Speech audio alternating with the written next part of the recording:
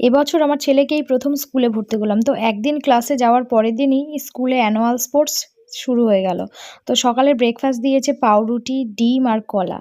তো এটা খাওয়া-দাওয়া করার পর আমার ছেলের বায়না যে সবার খেলা দিয়েছে, সবাই খেলছে, আমরা কেন খেলছি না? আসলে এরা নতুন নার্সারি এখনো শুরু হয়নি, গ্রুমিং চলছে এখন এপ্রিল থেকে মনে হয় ক্লাস শুরু হবে। তো ওইজন্য আরকি আমাদেরকে জাস্ট এমনি ইনভাইট করেছিল যে কেমন কি খেলা হয় সেগুলো দেখার জন্য। তো আমরা বেশ এনজয় করছিলাম কিন্তু আমার ছেলের বায়না। তো তারপর বললাম ম্যামকে বলে দেখো দেয় কিনা খেলা, তো দুজনে মিলে গেল বলতে, মানে আমার ছেলে আর একটা মেয়ে গেছে। তো তারপরে ম্যাম কথা রাখলো, সব খেলা শেষে মোটামুটি এদের খেলার একটা আয়োজন করলো।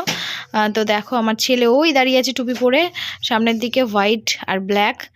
আর তো মোটামুটি ভালোই খেলছিল, তারপর আমার ছেলে আউট হয়ে গেল। তো কিছু করার নেই। মোটামুটি বৃষ্টিও এসেছিল কারণ ওয়েদার প্রচুর খারাপ, আজকে খেলা হবে কিনা তাও সন্দেহ ছিল। তো তারপর শেষে ডান্স হল, তারপরে আমরা লাঞ্চ করলাম ফ্রাইড রাইস আর আলুর দম। বৃষ্টিতে ভিজতে ভিজতে তারপর বাড়িতে চলে এলাম।